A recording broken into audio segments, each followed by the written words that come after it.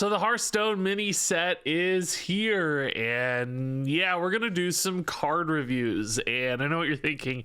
Hey, wait a minute, Regis. I haven't seen you make a Hearthstone video in forever. Are you even playing the game? Aren't you absolutely clueless about all of these Hearthstone cards? And I say to you, well, I'm glad nothing has changed. So let's talk about these, kicking it off with THERAZANE, a new neutral legendary minion in the mini set here. She is a 7-mana, 7/5 elemental. We're finally getting the final of the 4 original elemental lords. We've been waiting for THERAZANE forever, and she has a pretty crazy effect here. Taunt at a base, but Death Rattle, double the stats of all elementals in your hand and your deck. So we have Lorthamar in the game right now, who will double the stats of all the cards in your deck. And Lorthamar does actually get a little bit of play even right now today. There's like Highlander Hunter floating around with Lorthamar. He's popped into some lists here and there. Warrior with like Black Rock and Roll was doing some stuff with Lorthamar. That deck still floats around too, but not as much these days. And THERAZANE has that same sort of effect, but importantly, she is affecting cards in hand as well, which means you're going to get to benefit from this effect potentially much sooner because you don't have to rely on drawing into one of those big payoffs. You can just start dumping stuff basically the next turn, because THERAZANE's not a battle cry, so you're not like doing it the same turn, but you're plopping her down, hoping she dies, doesn't get silenced, doesn't get removed from the game by something like Reno, for instance. She actually dies, and then you're able to benefit from all these big doubled stats. Now, on top of that, because this is a Death Rattle effect, there does exist a lot of different ways to potentially cheat this into play and to get multiple copies of this Death Rattle. If you look through card collection right now, there's quite a few classes that can get extra Death Rattle copies, things like Death Knight, Hunter, Rogue, of course, right now with Death Rattle stuff. Can cheat Death Rattles into play soon and duplicate all of those effects. So that starts to scale really, really scary. Doubling on doubling creates absolutely monstrously large minions. There's actually still like Black Rock and Roll Warrior too. If you squeeze enough elementals or amalgams in there, you can start getting extra layers of doubling that way as well, which is really, really terrifying when you have time to do it and when it works. But if you look through those same classes that can kind of cheat extra Death Rattles or cheat THERAZANE into play, they don't have a lot of great Death Rattles. Like if you look at Rogue, for instance, it's not like they're going to be able to stack their deck with really high quality Death Rattles. Excuse me, elementals, not Death Rattles. They don't have a lot of high quality elementals. Whereas if you look at Mage, who does have a lot of high quality elementals, you might think, oh man, I'm going to be able to run this in Mage with an elemental deck. They don't really have ways to cheat this and get extra copies of the Death Rattle or cheat it into play much faster. So there's this kind of self-balancing that happens across all of the classes, even though this is a neutral. It's like, who's going to be able to make this work? Now, obviously, there are neutral elementals, and we're going to even see a couple in this video that might feel like a pretty good fit here, but are the neutral elementals quality going to be high enough to make sense for something like Rogue to build an entire deck supporting that? Again, it becomes pretty iffy. So really crazy big effect. Like obviously if you go 4 or 5 turns deep into a game and you're able to benefit from all these doubled on doubled elemental stats, like that's going to start to overwhelm people. That's going to eventually connect. You're going to be able to hit face with giant stuff and end the game. But it's about getting there, and it's about having a deck that makes sense for it. It's about this being a one-of, so you got to find your THERAZANE. There's a couple challenges towards making this your primary game plan. Most of all is that it has to actually die. There are clearly ways for classes like Rogue to activate it themselves with their little one-drop elemental guy, which is an elemental. But there aren't always easy ways to do that or guaranteed ways to do that for most classes. Sometimes you're just going to have to sit it out there and hope, which often backfires and fails because there are so many ways to silence and remove from game. On top of that, even a lot of the big elementals that you eventually start playing, the game right now has pretty good ways to deal with that. Stuff like Reno can just wipe out your big board that you developed. The Horn of the Wind Lord is in like multiple decks right now. Highlander Shaman, all the paladins, or a lot of the paladins are running Horn of the Wind Lord or Amatus in Paladin. They can all transform stats into smaller bodies. So even when it does work, sometimes you might not get it there as fast as you need. Not to mention all the decks just running over you, like, you know, the fast paladins just slamming monster stats off buffs early on, or their own earthen scaling a little faster than this, overwhelming you before you have time to do this. So listen, I hate to start off a brand new series of card reviews with like big powerful effect, but slow. But that's exactly where this card lands. It is slow. It is going to take time. It also has a pretty specific deck building requirement as far as elementals are concerned. I don't know the right amount of elementals needed to pay this off, but it's significant. You need to make sure the results there happen quickly and are effective enough and kind of impact the game immediately enough to make it worth it. Shaman does have some good ones like Alakir and the Walking Mountain, I think it's called, both of which could be pretty fast payoffs for THERAZANE. But again, is it safe to play this? Is it going to work? That's the question. So moving on to a pretty crazy card here again. This is Deep Miner Brann, a new 6-mana 2/4 for Warrior. Battle Cry. If your deck has no duplicates, your Battle Cries trigger twice for the rest of the game. So this is Brann, but he just works for the rest of the game. Unlike just, you know, hoping to stick the 3-cost Brann and do stuff for maybe a turn, 2 turns if you're obscenely lucky. This case, you just get it forever. Now, most importantly, remember, Odin does not work with this. They like implemented a change so that Odin doesn't work. You don't get to double stack your attacks anytime you gain armor. That would be absolutely obscene. Of course, Odin already does so much damage off armor that this would make it completely busted. So luckily that does not work. Luckily for us, maybe not for Warrior players. That might be insane for people playing it, but I think for the health of the game, luckily that does not work. So you're looking for other battle cries in Warrior here that are going to give you enough benefit. Now, the most obvious example is Excavate, and all the Excavate effects on minions at least are battle cries. So there are, you know, ways to get extra Excavate treasures here. I think the way Slagmaw is worded as well, that this would technically make a Slagmaw awaken a little bit sooner, because that does say Excavate to awaken 2 turns sooner, and I think each one would count as its own unique Excavate. That also, of course, accelerates you through the Excavate costs faster, getting you to better rewards quicker, because you're going 2 for 1 each time. I assume the first half would be a 1 and then a 2 off of a single normal Excavate card. So Excavate is a prime example of that. Now, Excavate is not exactly the most, you know, compelling package in Warrior. There is a couple Warrior lists that are floating around in tier 2 right now, kind of full-on control Odin-y stuff. There is one that's running some of the Excavate cards. So it's solid, but you're going to have to turn it into a Reno deck is the problem in order to make that work. And you're, number one, losing a lot of Excavate cards in that case, because you can't run 2 ofs of your Excavate stuff. So this is kind of making up for what you're losing. So will you be able to build a list with enough big payoff battle cries that's able to do what it needs to do from a control side of things or from an Odin payoff side of things, which that seems like a better win condition than this right now. You're probably still going to put Odin in a Reno Warrior deck, of course.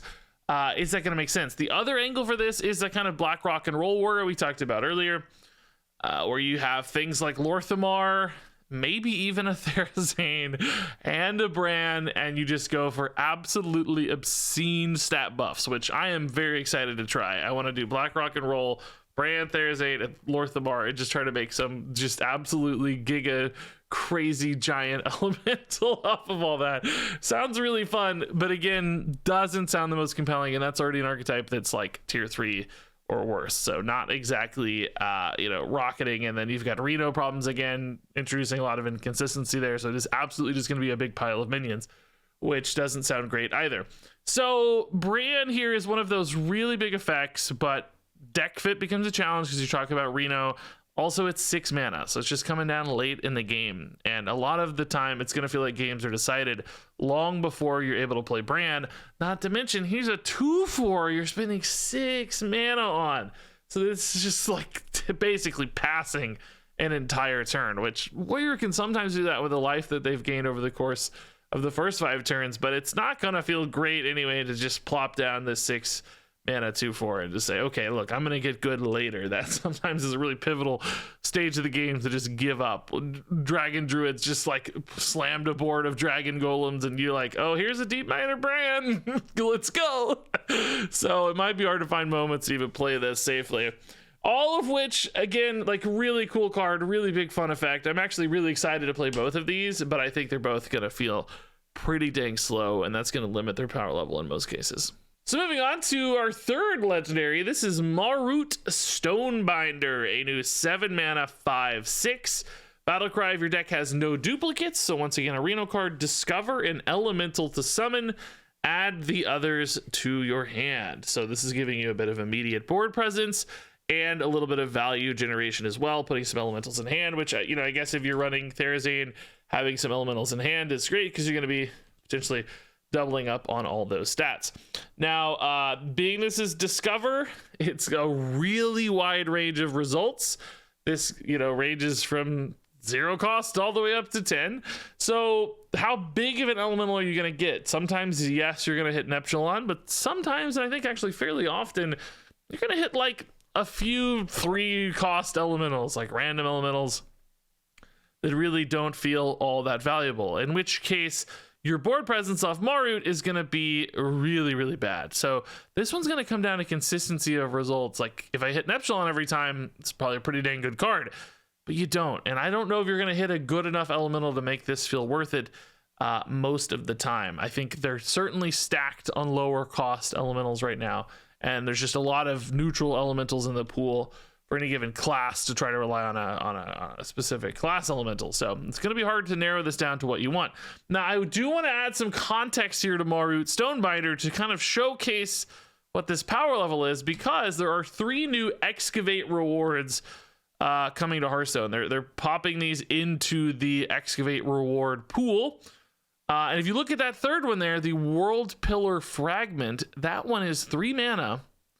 This is just going to be the third tier of Excavate. So on your third Excavate, you can get the World Pillar Fragment, and it allows you to discover an elemental to summon and then add the others to your hand. So that is the Marut Stonebinder effect exactly, but it does not require you to have a Reno set up in your deck, and it only costs 3 mana.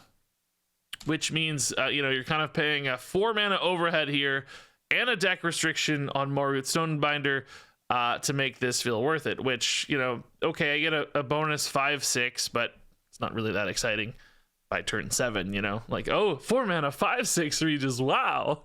But this isn't like 2015. That's really not much upside. That's a burden on the card, not to mention the Reno. So, like, at 3 mana, World Pillar Fragment seems insane to me, because still at 3 mana, sometimes you're going to hit, you know, Neptulon. If you hit 3 drops, it's not the end of the world, right, in this case. So, that looks insane. Marut, to me, does not look as insane, right? When you compare these two, Marut actually starts to feel kind of bad, I think, and really restrictive and not nearly high enough payoff for what it is. You know, maybe again, pile of minion decks can make this work. If you've got Reno, you kind of have to just find stuff to do. I'm looking though at, like, you know, Reno Hunter right now. Would they run this? I don't think so, man. They'd rather just run the Ragnaros and the Thunderbringer and the Neptulon probably, and just rely on that consistency. Something like this, too inconsistent probably for that to work. When you play a 7 mana card, I think you kind of need to know it's going to do something really positive for you, and I just don't know that Marut does that. So real quick, let's close the thread on these Excavate rewards. We also got Heart Blossom at 1, give a friendly minion +2/+2, and deal 2 damage to a random enemy minion. Super efficient, cheap little buff. That's going to be a nice swing early sometimes. The Deepholm Geode looks insane. A 2 mana 1/2 elemental. At the end of your turn, deal 2 damage to all enemies. That's including the enemy face. That is a monster potential board swing sort of card. Super efficiently in the Excavate pool. So I think all 3 of these actually make Excavate notably better. I don't know if any like decks get over the hump because of this, but definitely increasing the power level of those Excavate cards nicely. All right, so moving on to some neutrals here.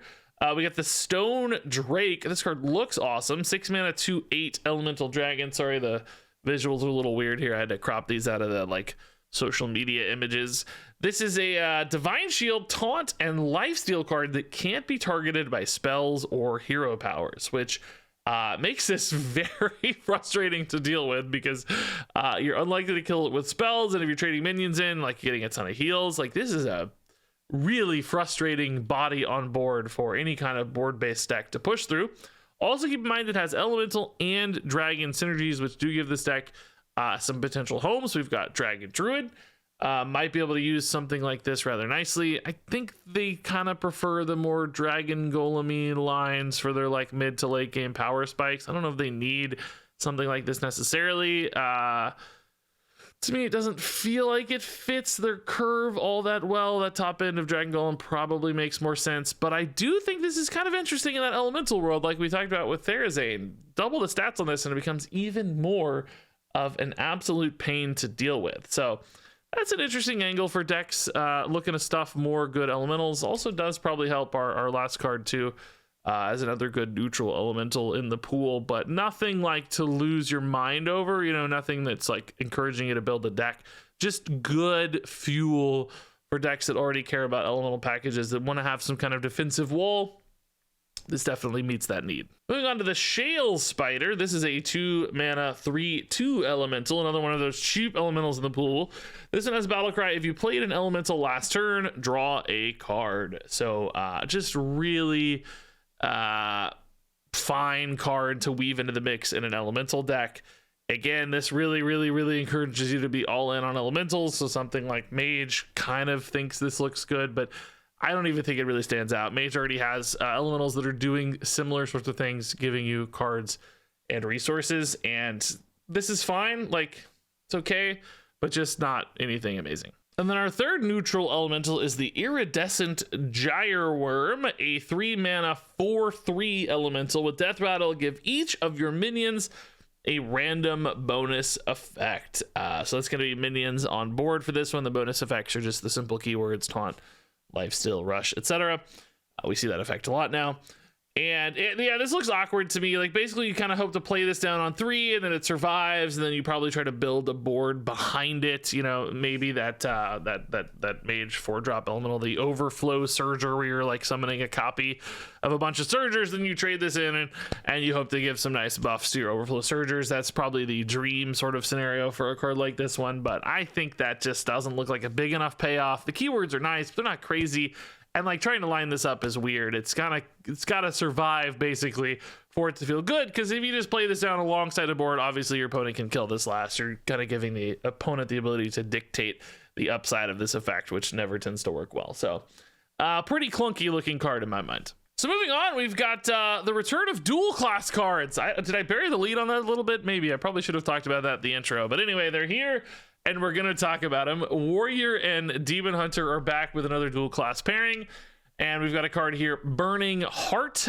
This is a 1 mana fire spell, which of course for Enraged Warrior, that's of interest. It deals 2 damage to a minion, and if it survives, it gives your hero +3 attack this turn, which actually looks like a pretty nice aggressive tool for something like Enraged Warrior. They're already looking for ways to damage their own stuff very often because they have all those Enraged style upsides, and then +3 attack. Great. Just sometimes a way to manage a board if needed, sometimes just a way to push face for a deck that can already push face pretty hard with a big Crazed Wretch or something. You know, slam that Crazed Wretch and the Burning Heart, and you've got yourself a surprising amount of effective face damage. And in a pinch, of course, this has some fire spell activations that might be nice. And if you have to, just dealing 2 to an enemy minion could be good to set up a clean trade, or just kill it outright. If you just had to use this to kill something at 2 health and you didn't get the attack upside, you're not always going to be upset about that. So nice floor on this card, and then that really good ceiling for Enraged Warrior. Now, as far as Demon Hunter is concerned, I don't know if this makes sense for them. They have so many nice ways to gain attack. I don't think this necessarily fits into a good Demon Hunter package. So this one feels pretty exclusively designed towards Warrior, in my mind at least, although I'll admit Demon Hunter is probably a bit of a blind spot for me right now. I guess cheap spells are kind of always good for Naga Demon Hunter-y stuff, but ultimately I'm sure they still have way better options than this. So moving on to the Crimson Expanse, a new location for Warrior and Demon Hunter. 4 mana on this one, which does feel pretty expensive. 2 durability. Choose a damaged minion and summon a copy of it that goes dormant for 1 turn. So I think the use case here is actually with cards like we just talked about, Crazed Wretch, maybe even a Grom Hellscream, where you have a charge minion that you can play down. You can damage it via your other location, via your spell we just talked about, whatever the case. It slams the opponent's face, and then you use Crimson Expanse on it, you make it dormant, and then you're ready to slam face again, basically immediately after one turn. So that's actually kind of cool if you think you're like really close to winning the game and you can go for a big 1-2 punch. You're not quite there, but you think you could close the deal next turn. You want to just commit your charged minions now, set up for that kind of quick lethal. Crimson Expanse absolutely makes that, I think, possible.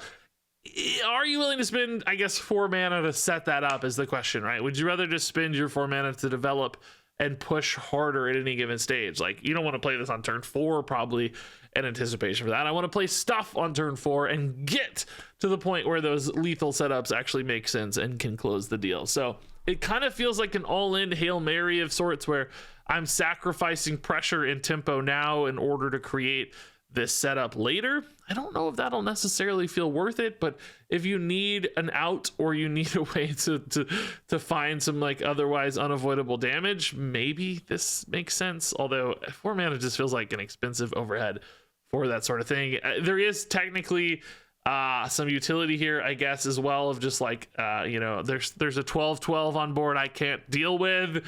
I'm just going to make it dormant so that it's not ready to attack next turn on your opponent's side, because this is not just friendly minions, of course. I guess there's something there kind of like stalling out, but again, that doesn't seem necessarily very good to me either.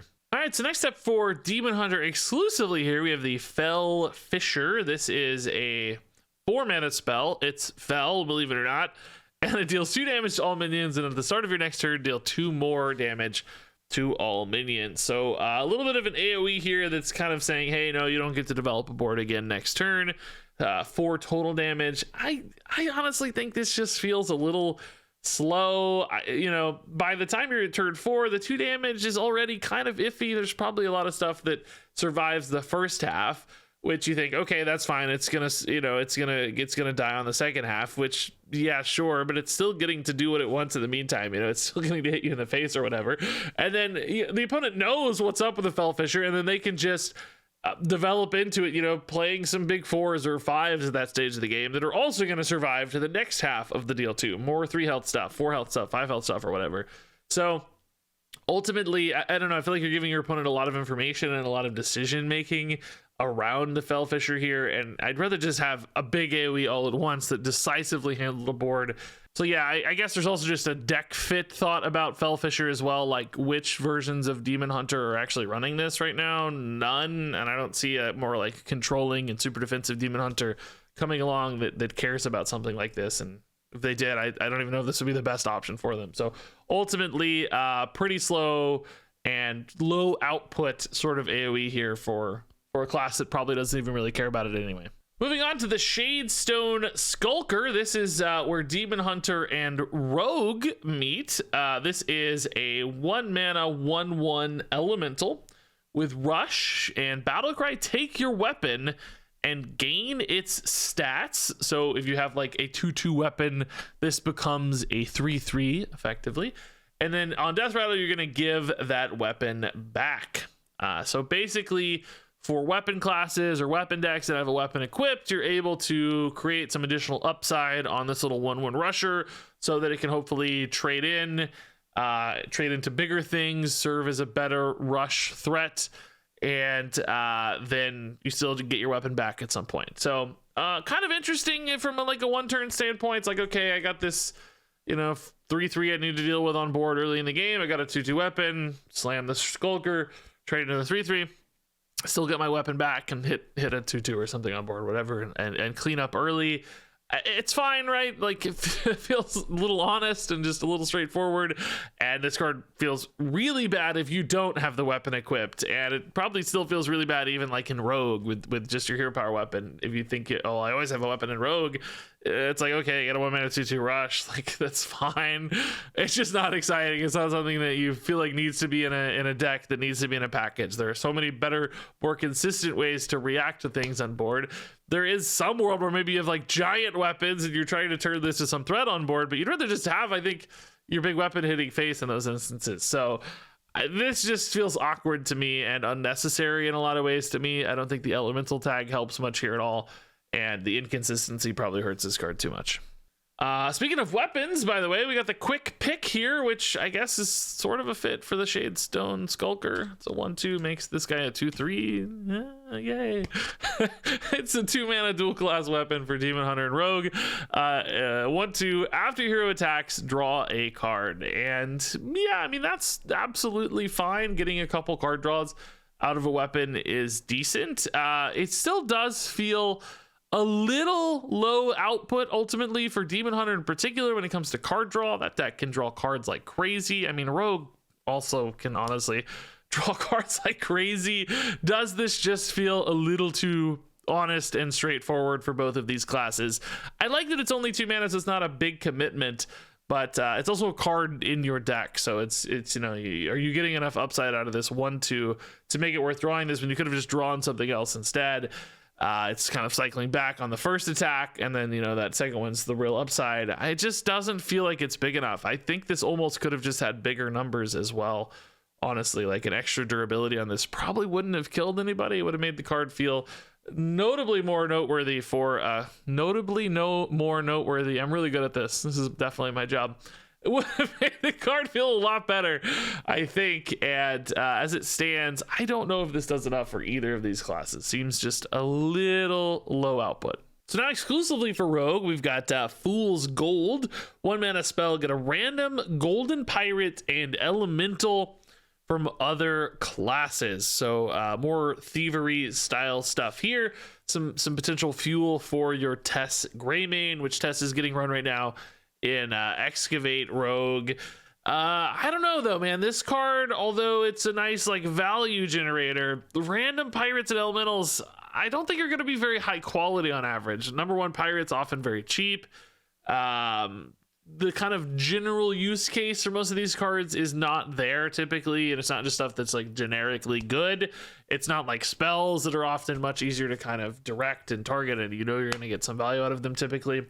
Elementals, you might have some higher upsides for class cards. You're going to hit the random like Walking Mountain from Shaman and stuff that feels amazing, especially when it comes back off Tess. But often you're just going to get a bunch of little low cost stuff too that's like super synergistic. It's like if you played an elemental last turn, do something, and you didn't because you just have this one random 2-drop elemental that does nothing. So I don't think this card's going to have the like consistency necessary to make a place in something like Excavate Rogue. They do run like Stick Up sometimes.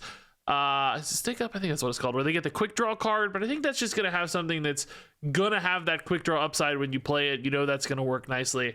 Whereas this, you're probably just getting 2 cards that don't feel like they're very useful to you. So now let's move over to Rogue and Priest dual class combination. This is the Hidden Gem. Great name for this. 2 mana, 2/2 elemental with stealth.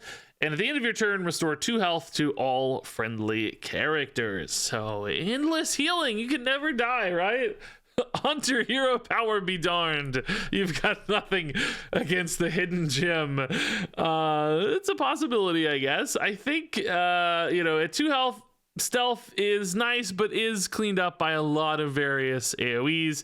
There'll be many matchups where this doesn't actually stick around for long.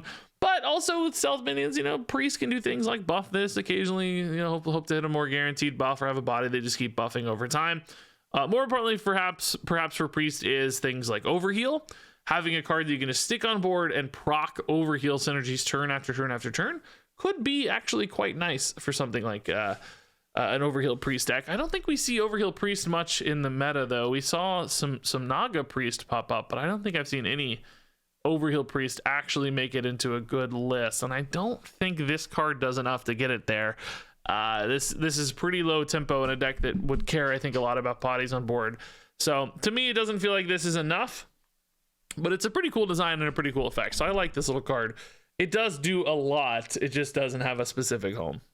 So next up here is Shadow Word Steal for Priest and Rogue. It's a 5-mana shadow spell. It returns an enemy minion to your hand, which is a little bit clunky wording, but basically this is a sap that instead of putting the card in your opponent's hand, puts it in your hand. And that's pretty cool, right? It's both removal and value generation, which for thieving style classes can be pretty cool. Rogue has bodies here. You steal your opponent's Titan, play that Titan, and then you've got your Titan in the pool for Tess. and that's kind of insane. Again though, I don't know if Excavate Rogue really desperately needs that, and is 5 mana a bit too expensive for that kind of game plan, because the kind of results you want out of this probably don't really happen until much later in the game, you know, Titans, etc., making this pretty delayed sort of payoff card. Might be sitting dead in hand for a long time. For Priest, this is probably serving as more of a good just removal tool in a control deck. I can see Control Priest actually valuing this a lot. Just again, when the opponent plays a Titan inevitably, or a Colossus, or whatever kind of big giant minion they have, which a lot of those exist these days, just being able to steal it and generate that awesome resource for yourself is pretty good. And 5 mana for a Control Priest is really not asking too much.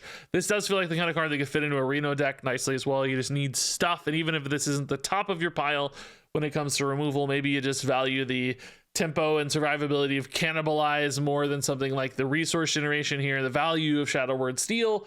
A normal Control Priest might not need this, but a Reno Control Priest perhaps really likes this a lot, because they need just more single target removal. If there are a bunch of gigantic doubled elementals, of course, big bodies sometimes die to stuff like this rather nicely as well. They would lose the stats, obviously, but you just need ways to deal with stuff.